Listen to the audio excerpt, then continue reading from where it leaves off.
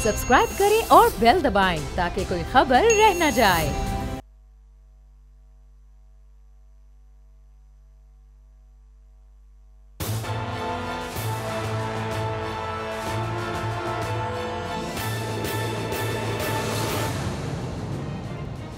अस्सलाम वालेकुम नाज़रीन, मैं हूं आपका मेज़बान समी इब्राहिम और आप देख रहे हैं प्रोग्राम तजज़िया।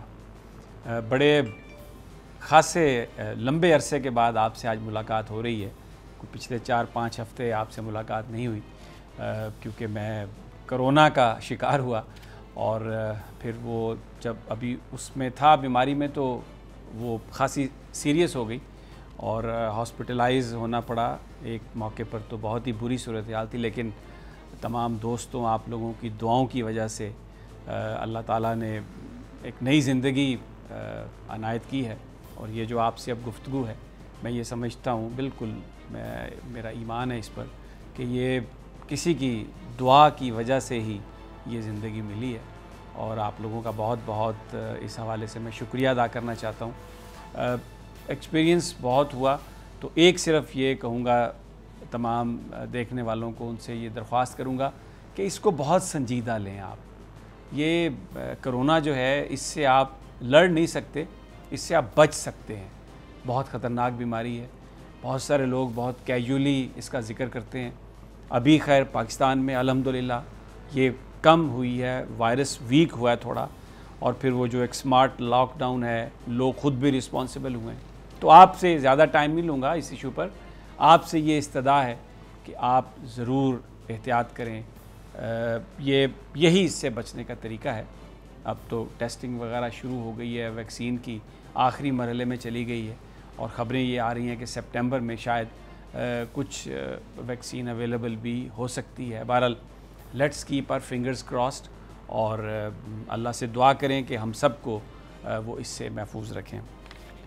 मेरे मेहमान आज जो मेरे साथ तैयब बलोच हैं, हमारे रिपोर्टर हैं यहाँ पे, सीनियर सुप्रीम कोर्ट को कवर करते हैं, और फ़खर रहमान साहब भी हमारे साथ हैं।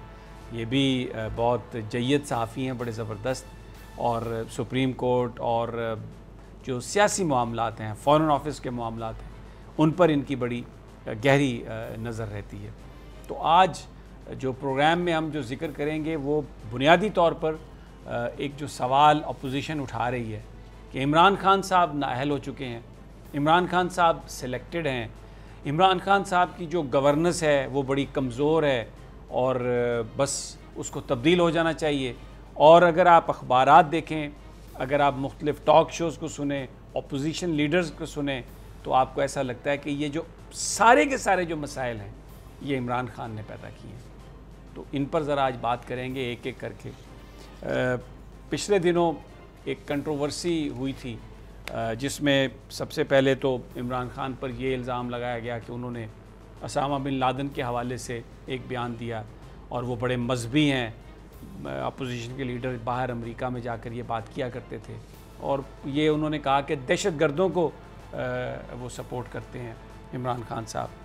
फिर सी पैक के हवाले से जो आज हम डिस्कस करेंगे कि जी सी पैक ख़त्म हो गया, सी पैक रोल बैक हो गया और कंप्रोमाइज़ कर लिया इमरान खान ने सी पैक पर, और अगर नवाज़ शरीफ साहब की हुकूमत होती तो पता नहीं जो सी पैक है वो अब तक कंप्लीट हो चुका होता। दूसरा एक और इशू है, आज बहुत इंपॉर्टेंट ऑब्जर्वेशन है जो सुप्रीम कोर्ट से आई है, तफसीली फ़ैसला आया है ख्वाजा साद रफ़ीक ख्वाजा बिरादरान की जो ज़मानत थी उस पर, जिसमें नैब के ऊपर बड़े संगीन रिमार्क्स हैं।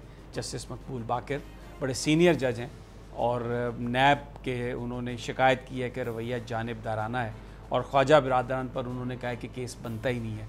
इसीलिए मेरे साथ दोनों सुप्रीम कोर्ट के जो रिपोर्टर्स हैं वो मेरे साथ बैठे हैं, इनसे हम बात करेंगे कि ये क्या फ़ैसला है। एक और इशू भी ज़िक्र करेंगे कि पीटीवी की फ़ीस जो है वो 35 रुपये से बढ़ाकर 100 रुपये कर दी गई है। बिजली के जो बिल हैं उसमें वो लग के आते हैं और पीटीवी क्या दिखा रहा है, क्या उसकी परफॉर्मेंस है, कौन से लोग उसको चला रहे हैं, ये लोग कश्मीर का नक्शा गायब करके दिखाते हैं। एक बैरूनी एजेंडे पर काम करने वाले ये लोग हैं। और अरशद खान साहब ने ये कहा था कि मैं तो इमरान खान साहब का विजन है कि मैं इसको बीबीसी की तर्ज पर बनाना चाहता हूँ। तो अरशद खान साहब ये BBC बनाई है आपने, वो अगर चुल्लू भर पानी हो तो अगली बात मैं नहीं करता, अक्लमंद के लिए वो इशारा काफ़ी है। तो सबसे पहले अगर आप इजाज़त दें तो उसामा बिन लादेन के हवाले से जो एक बयान था उस पर बहुत ज़्यादा कड़ी तनकीद हुई, अपोजिशन ने भी, और कहा कि जी ये बयान वापस लेना चाहिए और ये तो एक दहशतगर्द को उन्होंने सपोर्ट कर दिया। मैं आपको एक क्लिप दिखाना चाहता हूँ नेल्सन मंडेला का। उनसे एक सवाल किया गया था इसी तरह का, क्योंकि उनका भी जो मौक़िफ़ था वो अपनी रियलिटीज़ के मुताबिक था। सुन लीजिए ये, तो आपको शायद इस बात का जवाब मिल जाएगा। ये आपने सुना कि इंतहाई खूबसूरती से ये कहा नेल्सन मंडेला ने। सवाल यही था कि आप यासिर अरफ़ात से मिलते हैं, आप कज़ाफ़ी से मिलते हैं, और अमेरिका के अंदर यासिर अरफ़ात और कज़ाफ़ी को क्या समझा जाता है? टेररिस्ट समझा जाता था, क्योंकि इसराइल की जो सपोर्ट है वो वहाँ पर बहुत ज़्यादा थी। तो यही कहा जनाब नेल्सन मंडेला ने कि जो आप लोग जो गलती करते हैं, आप ये समझते हैं कि अगर आप किसी के दुश्मन हैं तो फिर पूरी दुनिया उसके दुश्मन हो जाए। तो अगर अमेरिका का दुश्मन था उसामा बिन लादेन, अगर वेस्ट का दुश्मन था उसामा बिन लादेन, तो ये कोई ज़रूरी है कि वो हम भी उसे अपना दुश्मन समझे? खूबसूरत ये जवाब दिया अपनी रियलिटीज़ के फ़ख्र। मैं आपसे चाहूँगा कि ज़रा आप इस पर थोड़ा कमेंट करें कि जब परवेज़ मुशर्रफ साहब से ये कहा अमेरिकन ने कि या आप हमारे साथ हैं या आप उनके साथ हैं, तो वो लंबे पड़ गए। उन्होंने कहा जी मैं आपके साथ हूँ। इतनी उनमें हिम्मत नहीं थी वो ये कहते कि मैं पाकिस्तान के साथ हूँ। आप कौन होते हैं मुझे कहने वाले कि मैं आपके साथ मिलूँ? बिल्कुल। देखें अगर आप उसामा बिन लादेन के एपिसोड को थोड़ा सा और पीछे ट्रैक को ले जाएं, तो उस वक़्त यही वेस्टर्न मीडिया था, यही वेस्टर्न कंट्रीज़ थी जिन्होंने जिहाद और इस्लाम और उसके बारे में जो वहाँ के अखबारात थे और उनका जो मीडिया था, उन्होंने क्या कुछ नहीं लिखा था वो ऑन रिकॉर्ड है। और फिर जब उनके मुफादात बदले तो उसके बाद उन्होंने अपने मुफादात के लिए हक़ और बातिल की लिए जो भी अपनी जंग लड़ रहा था, वो उनकी डेफिनीशन में जो है दहशतगर्दी और इंतहा पसंदी है। और भाई अगर आप किसी के मुल्क के ऊपर आकर, किसी के मज़हब के ऊपर आकर आप अटैक करेंगे तो वो अपने तौर पर जो अपना नज़रिया है और जो उसका मज़हब और दीन उसको कहता है, वो उसके लिए अगर अपना कलमा हक़ बुलंद करता है तो आप किसी भी तरह से उसको कंडेम नहीं कर सकते। आज आपने देख लिया कि अमेरिका के अंदर एक सियाह फाम शख्स को जब गर्दन पे उसके टखना रख के उसको बाकायदा उसका cold blooded extra judicial murder किया गया, तो किस तरह से तहरीक वहाँ पर उठी। तो क्या अब वो जो एक सियाह फाम बाशिंदा, जो कि मुझे कहना नहीं चाहिए क्योंकि हमारा मज़हब तो कि सियाह और सफ़ेद में कोई तफरीक नहीं रखता, लेकिन आपने देख लिया कि किस तरह के वहाँ पर उठे।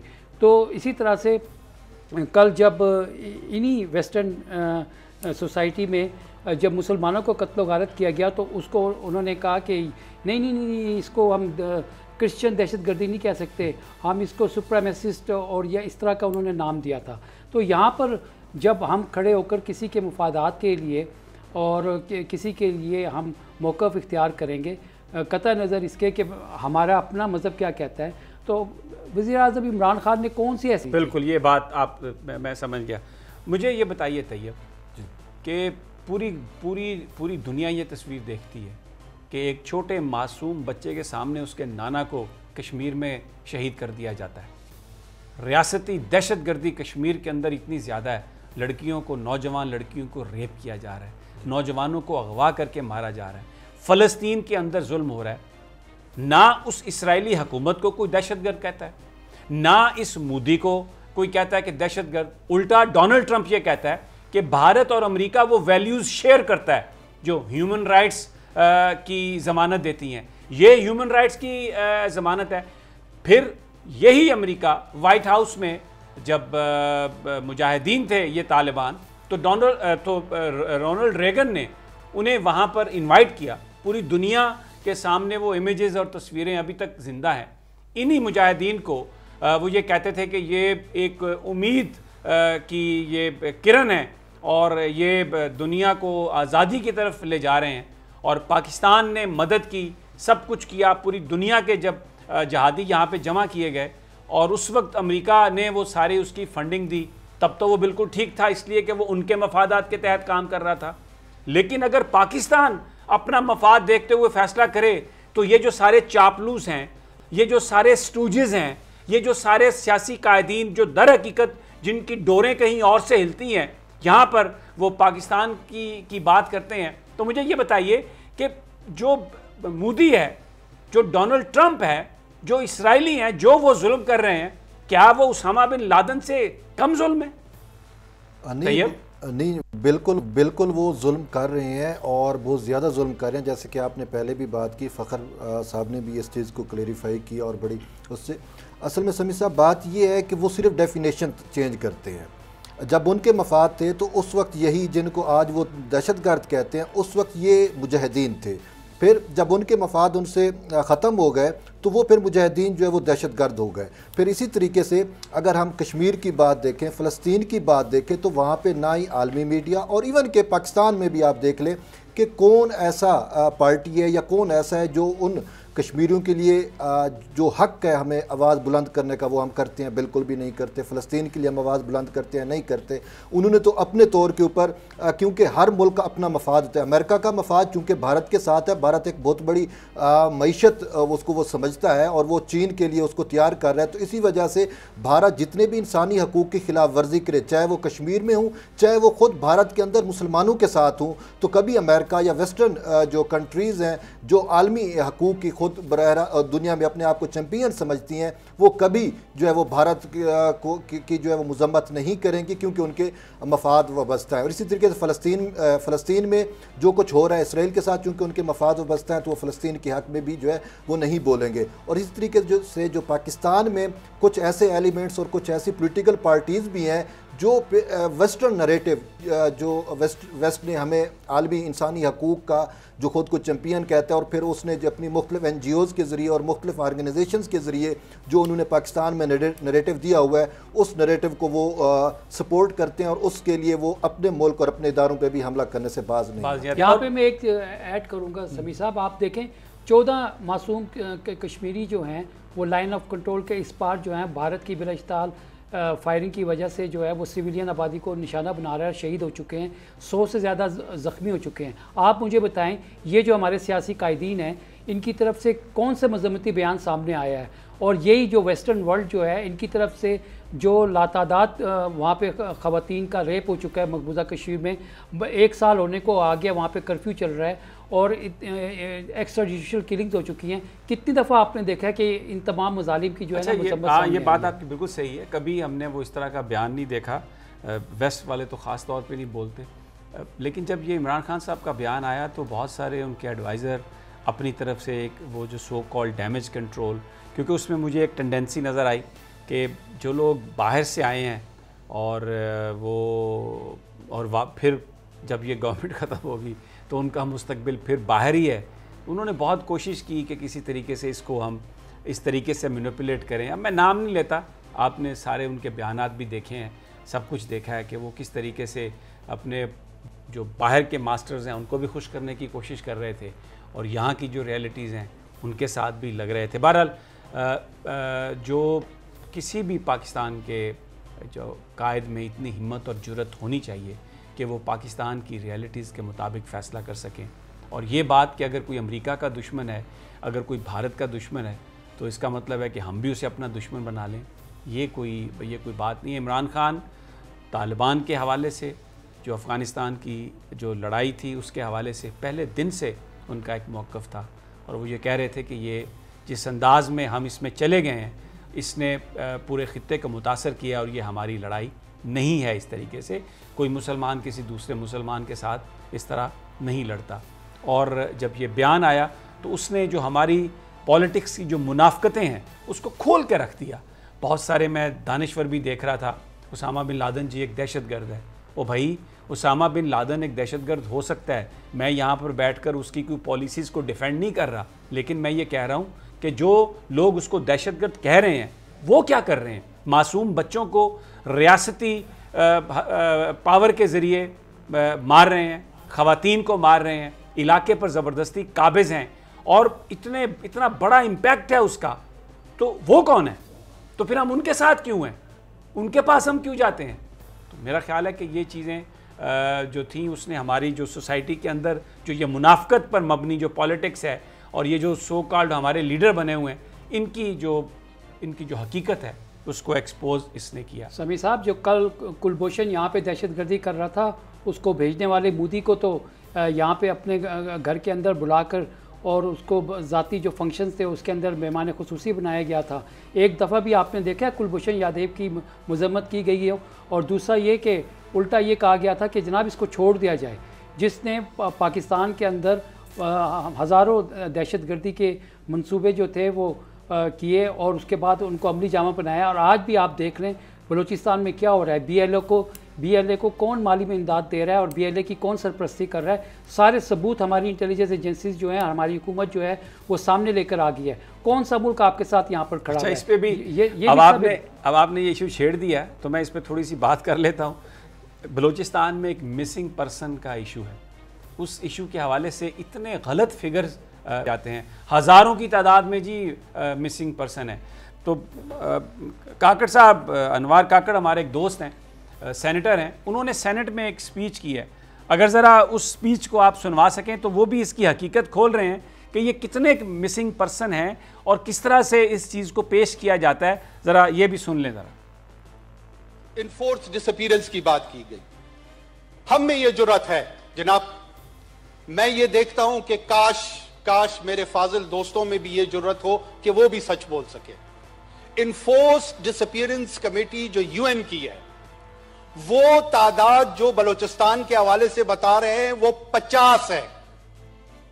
नसरुल्लाह बलोच और मामा कदीर ने सूबाई हुकूमत और सूबाई वजीर दाखिला को जो नंबर दिए हैं वो 116 है।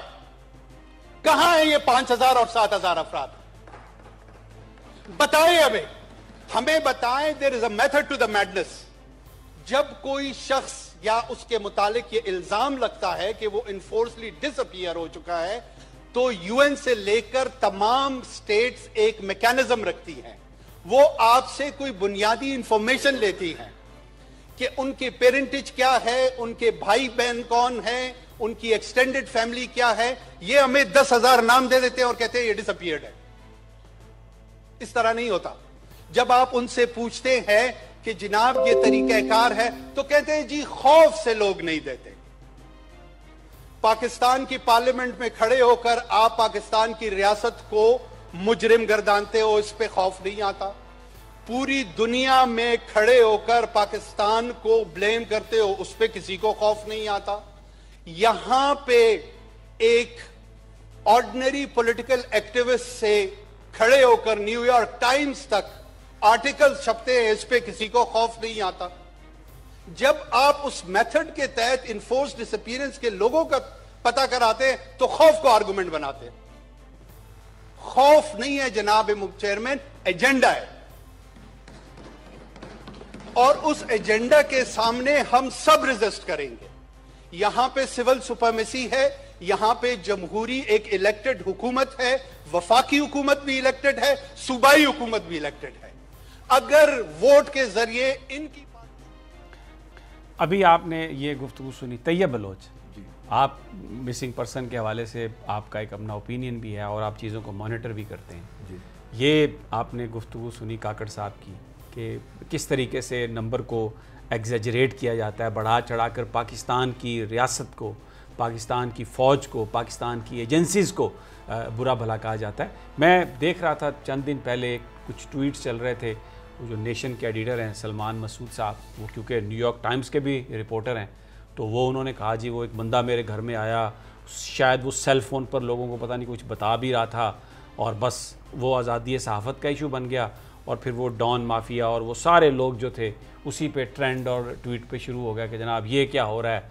और वो एक बुखारी साहब हैं गुल बुखारी, वो भी इस पे शुरू हो गई।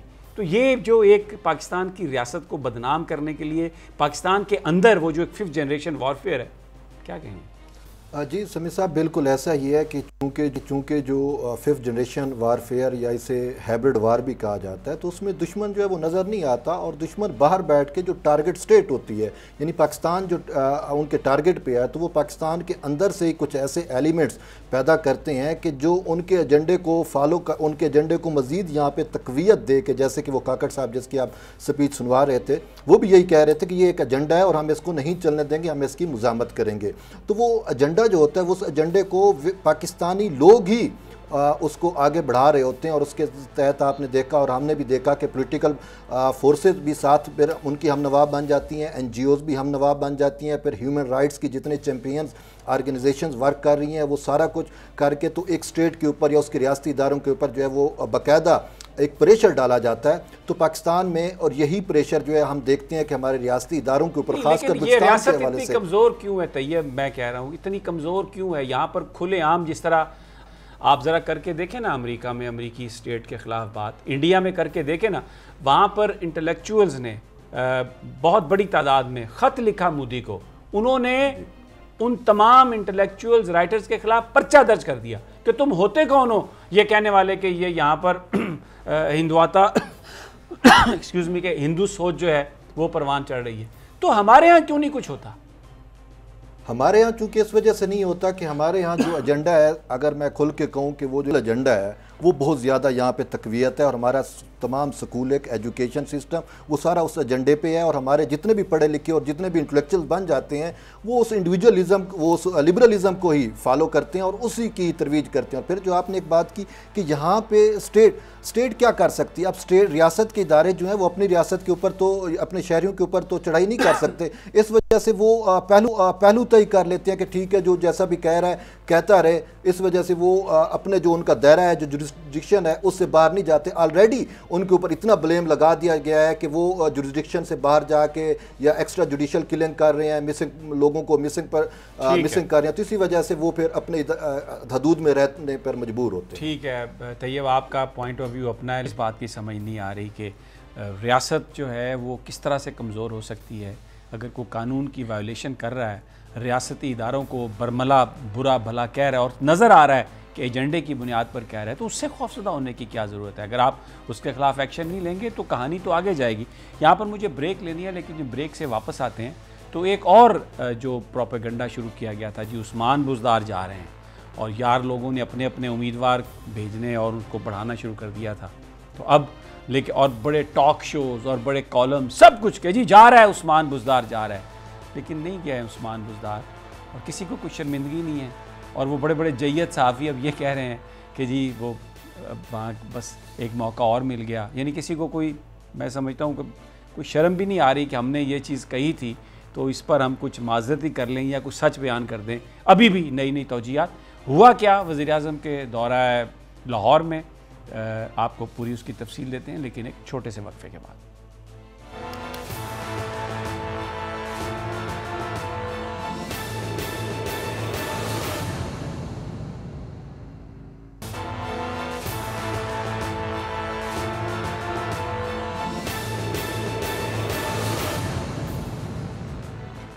वेलकम बैक नाजरीन। पाकिस्तान की सियासी सूरत हाल पर बात हो रही है, किस तरीके से 5th जनरेशन वॉरफेयर के ज़रिए पाकिस्तान के इदारों पर हमले हो रहे हैं और लोग देख रहे हैं कि ये सब कुछ हो रहा है, लेकिन इसको रोकने के लिए जिन लोगों ने एक्शन करना है वो लोग खामोश हैं। तैयब बलोच कह रहे हैं कि वो कहते हैं कि हम अपने लोगों के ख़िलाफ़ कैसे एक्शन करें। ये इंसान का जिस्म होता है, अपना उसका जिस्म है, कहीं पे गैंग्रीन हो जाए, शुगर हो जाए, कैंसर हो जाए, उस हिस्से को काटना पड़ता है। अगर आप नहीं काटेंगे तो वो पूरे आपके जिस्म में वो जहर चला जाएगा और आपकी मौत वाक़या हो जाएगी। यहाँ पर ये अजीब मुल्क है। अगर जो सियासतदान हुकूमत में आते हैं, पैसे बनाते हैं, उनके ख़िलाफ़ अगर उनकी बेईमानियों पर कार्रवाई की जाए तो जमहूरियत ख़तरे में पड़ जाती है। और फिर कुछ लोग ये कहते हैं कि अगर किसी जज से पूछ लिया जाए कि जनाब आपने ये कहाँ से प्रॉपर्टी ली, तो वो कहते हैं जुडिशरी की इंडिपेंडेंस जो है वो ख़तरे में चली गई है। अब मीर शकीलुर रहमान साहब एक 54 कनाल अराज़ी है जो उन्होंने ली है, गैर कानूनी तौर पर ली है, और हाई कोर्ट ने जो उनकी ज़मानत रिजेक्ट की है उसके फ़ैसले में पूरी तफसील लिख दी है। लेकिन बहुत सारे लोग कहते हैं जनाब ये आज़ादी सहाफ़त ख़तरे में पड़ गई है कि आप पूछ कैसे लिया आपने किसी इदारे के, किसी मीडिया आउटलेट के इदारे के मालिक से कि तुमने ये 54 कनाल या 58 कनाल ज़मीन किस तरह से बनाई है। तो बस अगर सफ़र करना है, अंग्रेज़ी वाली सफरिंग जो है, अगर जुल्म होना है तो वो सिर्फ पाकिस्तान के अवाम पर ही होना है जुल्म। ये बड़े लोग जो हैं इनको आप कुछ नहीं कह सकते। और जिस तरह से ये चलते हैं आगे और फिर जिस तरह मीडिया को अपने लिए इस्तेमाल करते हैं एजेंडा सेटिंग के लिए, वो मिसालें जो पाकिस्तान में हमने देखी हैं वो कहीं हमें नज़र नहीं आती। अभी उस्मान बुज़दार एक एजेंडा है अपोजिशन का कि जनाब इमरान खान साहब तो बिल्कुल नाअहल हैं, इमरान खान साहब की हुकूमत जो है, इमरान खान तो कर ही कुछ नहीं रहे और अब बस उस्मान बुज़दार को हटाने का फ़ैसला हो गया। वो कॉलम पे कॉलम, वो टॉक शोज़ सारे रात को दंदनाते हुए लेकिन बहुत सारे लोग ये कह रहे थे हम भी उनमें शामिल थे कि उस्मान बुज़दार कहीं नहीं जा रहे, लेकिन नहीं जी वो तो जा रहे हैं। फ़ैसला हो गया, अलीम खान साहब बन जाएंगे, यावर बुखारी साहब बन जाएंगे, चौधरी परवेज़ इलाही साहब आ जाएंगे, फवाद चौधरी साहब आ जाएंगे पता नहीं क्या कुछ कहा जा रहा था। ठुस हो गई, इमरान खान ने जाके कह दिया, तारीफ़ की कि नहीं तब्दील होंगे उस्मान बुज़दार।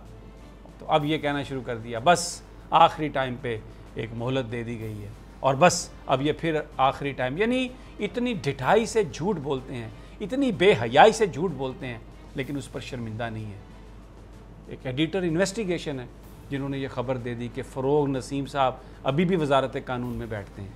उन्होंने वजारत कानून ने वजाहत की है, वो इस्लामाबाद में ही नहीं है तो वजारत कानून में कहाँ बैठते हैं। लेकिन वो एडिटर इन्वेस्टिगेशन की स्टोरी तो गलत नहीं हो सकती, वो तो हो ही नहीं सकती। वो तो फिर बहुत सारे रिपोर्टर्स हम जानते हैं खबर देते हैं, जब वो काम नहीं होता तो वो कहते हैं ये तो होने वाला था, हमारी खबर की वजह से रुक गया। फ़खर क्या कहेंगे आप?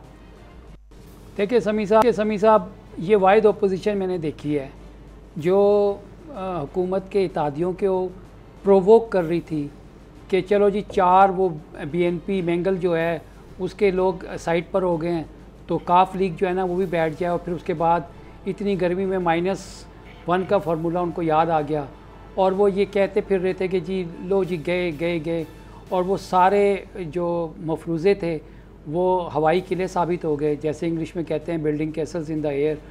और उसके बाद जितने तज्ज़ियाकार थे जो ये क्लेम करते फिर रहे थे, हमारे जो बड़े सहाफ़ी जो थे जो कह रहे थे मेरे पास 18 लोगों के नाम हैं, अगर किसी ने दावा किया तो मैं वो साबित कर दूंगा। एक साहब कह रहे थे मेरे पास 30 लोगों के नाम हैं, अगर वो किसी ने दावा किया तो मैं साबित कर दूंगा। और वो बजट पास भी हो गया। उसके बाद वो -1 का जो शोशा था वो ख़त्म हो गया। फिर उसके बाद उनको जो बुज़दार साहब जो थे उनके हवाले से उन्होंने एक सियासी चुटकुला जो था वो छोड़ दिया। हालांकि ये बात सबको अच्छी तरह से पता है कि इमरान खान के ऊपर बहुत दबाव था और जब से वो आए हैं तब से ये दबाव चला आ रहा है कि जो वज़ीर आला पंजाब हैं उनको किसी से साइडलाइन किया जाए। इसके लिए जो जहांगीर तरीन थे और कुछ और लोग जो थे जो लॉबिंग कर रहे थे, शुरू दिन से कर रहे थे, वो अभी भी इन अफवाहों को मार्केट में फेंक रहे थे। लेकिन ये सब चीज़ें अपनी जगह पर हैं। जहाँ तक वज़ीर आला पंजाब उस्मान बुज़दार का ताल्लुक़ है, मेरी नज़र में एक इशू है, वो भी शुगर स्कैंडल के हवाले से जो सब्सिडी दी गई थी। और क्योंकि मामला अब नैब के पास गया है तो नैब जब उनको बुलाएगी और फिर उसके बाद अपने केस को आगे लेके जाएगी तो शायद उनके लिए कोई प्रॉब्लम सामने आ जाए। लेकिन जहाँ तक उनका पॉलिटिकल उनकी जो पोजीशन है वो तो इमरान खान बारहा कह चुके हैं कि वो मेरे वसीम अकरम प्लस हैं और मैं उनके ऊपर मुकम्मल एतमाद करता हूँ। और इसी वजह से कोई सब्सटेंस ही नहीं था, जिसकी वजह से आपने देखा कि वन आफ्टर अनदर जो है वो जितनी भी सियासी थ्योरियाँ थी वो नाकाम होती जा रही हैं। और उसकी वजह ये है कि अब अपोजिशन जो है वो उनमें से चंद लोगों के ऊपर फ़र्द जुर्म आयद होने जा रही है। और आपको पता है मनी लॉन्ड्रिंग में जब फ़र्द जुर्म आयद होगी और सज़ा होगी तो ना सिर्फ पाकिस्तान के अंदर बल्कि बैरून मुल्क भी जायदादें और बैंक अकाउंट जो हैं वो हुकूमत पाकिस्तान के कब्ज़े में आ जाएंगी, ज़ब्त कर ली जाएंगी। ये वो सिचुएशन है जिससे बचने के लिए अपोजिशन जो है वो तड़प रही है और किसी ना किसी तरह से वो कह रहे हैं। आज भी तैयब ये जो मुलाकात होनी थी शहबाज शरीफ और जनाब बिलावल भुट्टो की, लेकिन वो नहीं हुई मुलाकात, और वो फिर सेकेंड ईयर लीडरशिप चली गई और ईद के बाद वो चला गया मामला।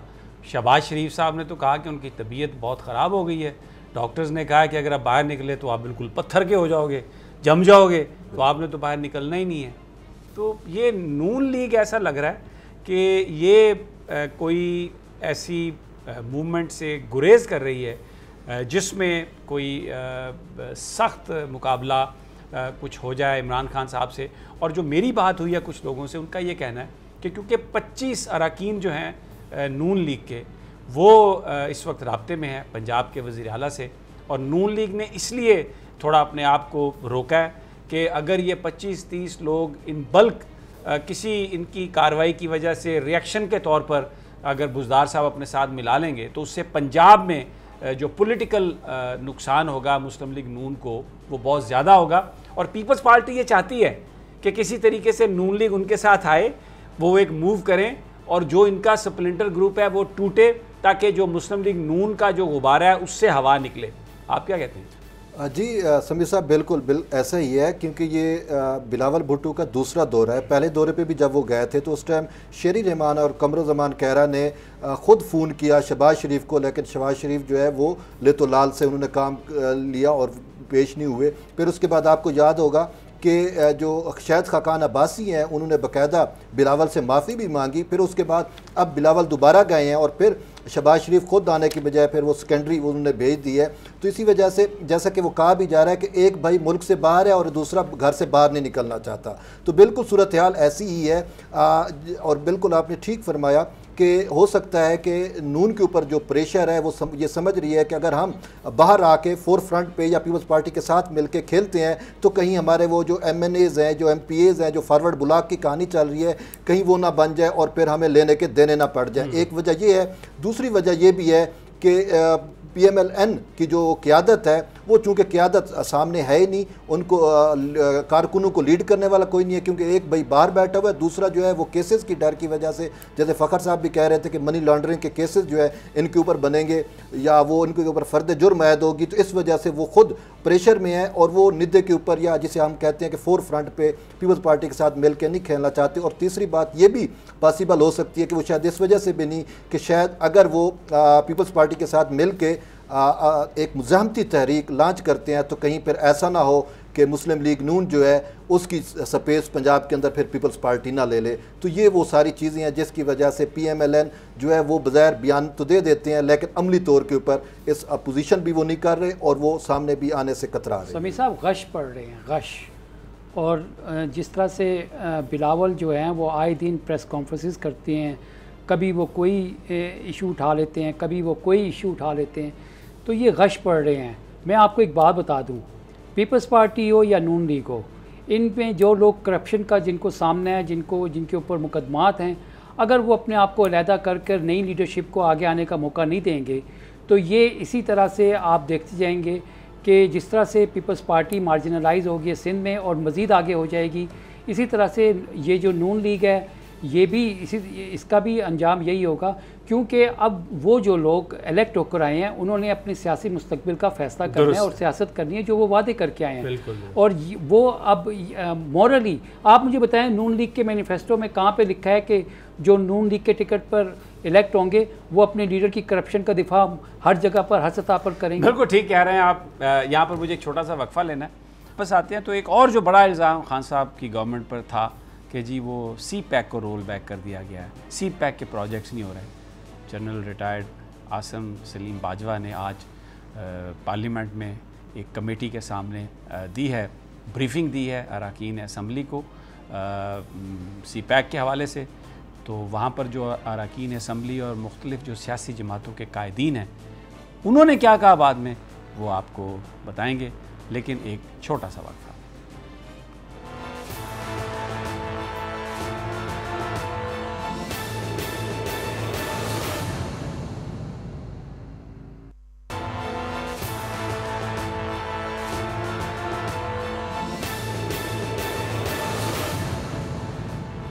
वेलकम बैक नाज़रीन।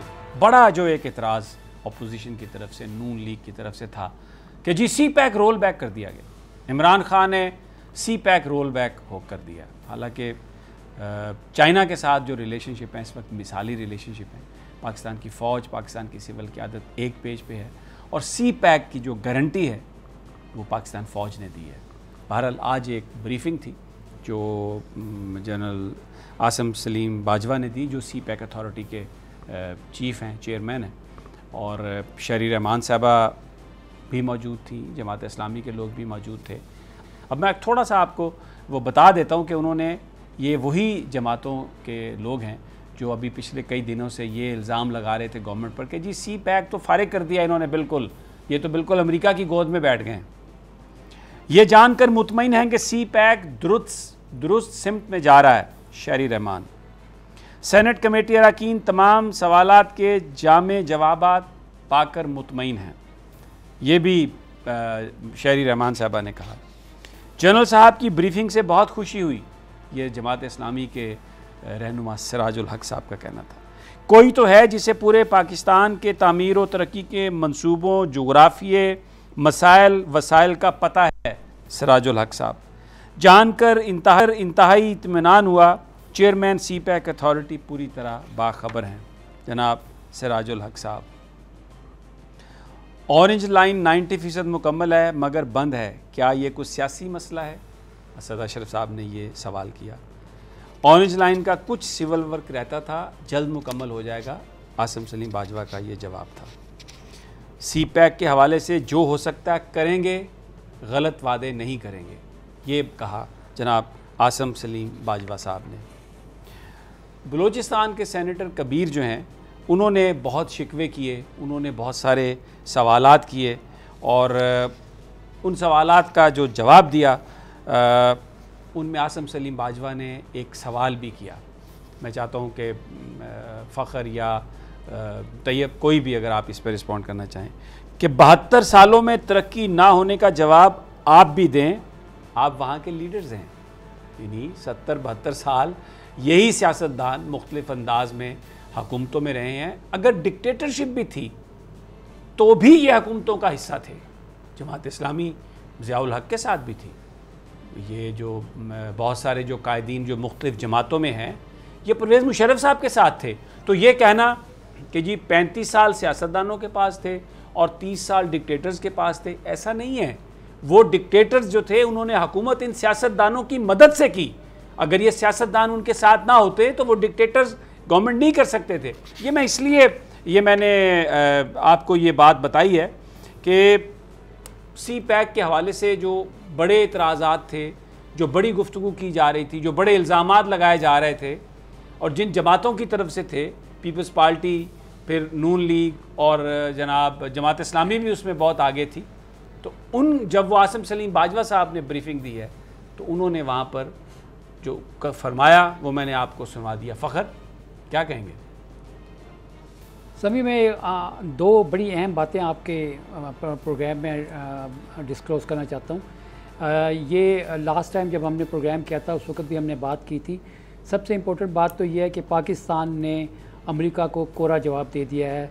अमेरिका की तरफ से ये मुतालबा आया था कि पाकिस्तान फैसला करे कि उसने चीन के साथ चलना है या वाशिंगटन के साथ चलना है। तो इस दफ़ा क्योंकि परवेज़ मुशर्रफ साहब नहीं है, इमरान खान साहब है, तो इन्होंने कह दिया कि भाई आप अपने साथ चलें, हम अपने साथ चलेंगे, हम चाइना के साथ चलेंगे। बिल्कुल, ये बात वाज़े तौर पर कह दी गई है और अरबों डॉलर की जो पेशकश की गई थी वो भी ठुकरा दी गई है। दूसरी बात ये है कि आपने हाल ही में देखा है कि ईरान और चीन के दरमियान बहुत अहम पेशरफ्त हुई है। $400 बिलियन 400 बिलियन डॉलर तो सिर्फ ये हैं। इसी तरह से जो सी पैक का है ये $100 बिलियन और फिर इसी तरह से जो सऊदी अरब की तरफ से रिफाइनरी लगाई जा रही है $10 बिलियन की और इस तरह से। तो आप ये देखें कि ये 500-600 बिलियन डॉलर की इस वक्त आपको सूरत हाल नज़र आ रही है। इसका बहुत बड़ा फ़ायदा जो है वो बलूचिस्तान के उन इलाकों में होगा जब वहाँ से ट्रांजिट ट्रेड होगी और वहाँ की आवाम जो है वो उसको खुशहाली नसीब होगी। तो ये बात तो जहन से सब निकाल दें कि सी पैक में कोई जो है रुकावट आई है या सी पैक रुक रहा है, बल्कि उसको ज़बरदस्त तरीके से आगे बढ़ाने के लिए और उसके लिए कोई भी मिलिट्री चैलेंज आएगा उसका भी मुकाबला करने के लिए अहम फैसले कर लिए गए हैं।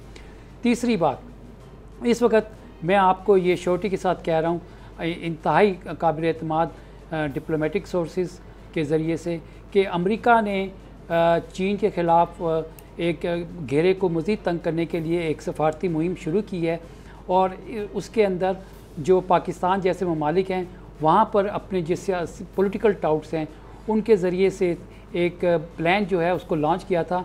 लेकिन अल्हम्दुलिल्लाह उस प्लान के तमाम ताने बाने जो हैं वो इस मुल्क की नेशनल सिक्योरिटी के इदारे जो हैं उनको पता चल चुके हैं और उनको मुंह की खानी पड़ेगी।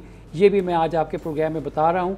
जिस तरह से अमेरिका ने ये सोचा था कि इमरान खान को हम काबू कर लेंगे और अपनी तरफ ले आएंगे, आज उनको बड़ी शिकस्त हो चुकी है और अब वो अपोजिशन के ज़रिए से जो है अपने मंसूबे को आगे बढ़ाना चाहने कोशिश कर रहे हैं, लेकिन वो होगा नहीं, वो होगा नहीं। और दूसरी, अच्छा, एक आपके पास और भी खबर है कोई बाहर जाने वाली किसी लीडर जी हाँ, जैसे मैंने आपको ये बताया कि सुप्रीम कोर्ट की जानिब से नैब को 3 महीने का टाइम दे दिया गया है कि जो भी रेफरेंसेस हैं उनके फैसले किए जाएं और जल्द से जल्द ये निपटाए जाएं। लेकिन आज जो फैसला आया इनका ख्वाजा बरादरान की ज़मानत का डिटेल, उसमें तो नैब पर जो सुप्रीम कोर्ट है उसने बड़े तहफ़्फ़ुज़ात का इजहार किया है और कहा है कि ये तो बड़ा इसमें मुख्तलिफ़ जो सियासी जमातों के लोगों पर यानी डिस्क्रिमिनेट ये करते हैं।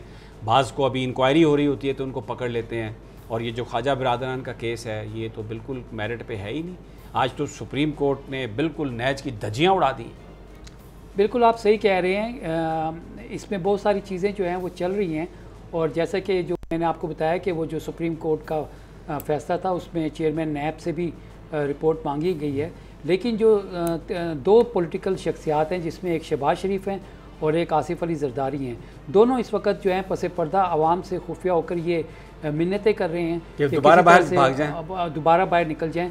और ये बयानात आकर जो हैं वो मीडिया पे इस तरह दे रहे होते हैं जैसे ये सब कुछ बर्दाश्त करेंगे, बल्कि जो आसिफ अली जरदारी हैं उनके तवस्सुत से ये मालूमात सामने आई हैं कि उन्होंने अपने वकील फ़ारूक एच नाइक को ये कहा था कि वो वज़ारत दाखिला से रुजू करें और ECL से उनका नाम निकलवाया जाए, और फिर जिस तरह से नवाज शरीफ मेडिकल ग्राउंड्स के ऊपर बाहर गए थे इस तरह से उनको भी सहूलत मिले।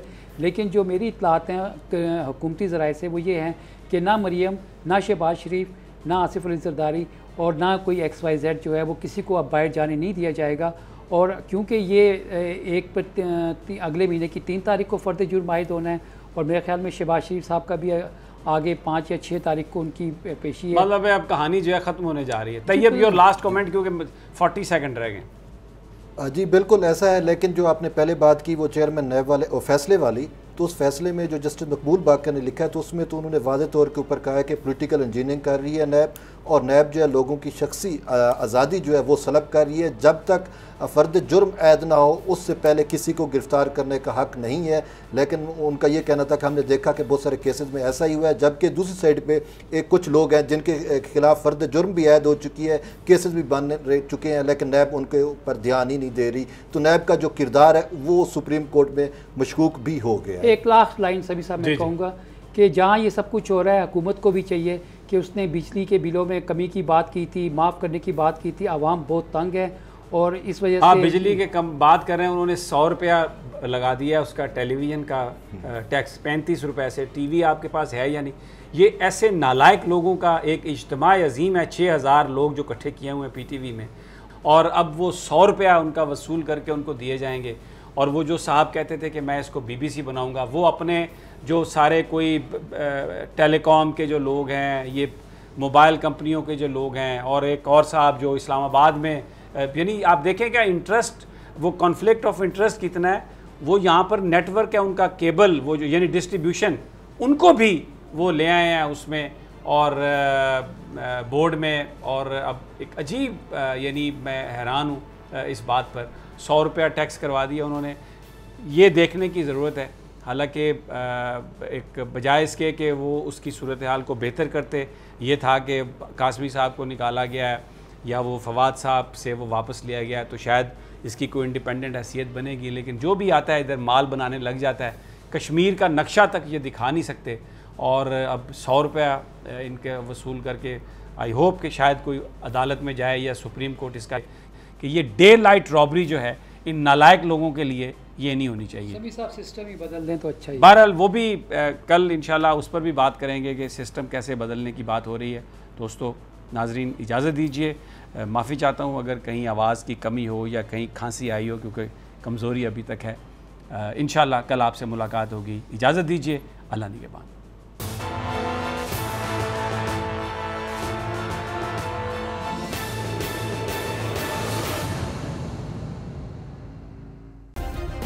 सब्सक्राइब करें और बेल दबाएं ताकि कोई खबर रह न जाए।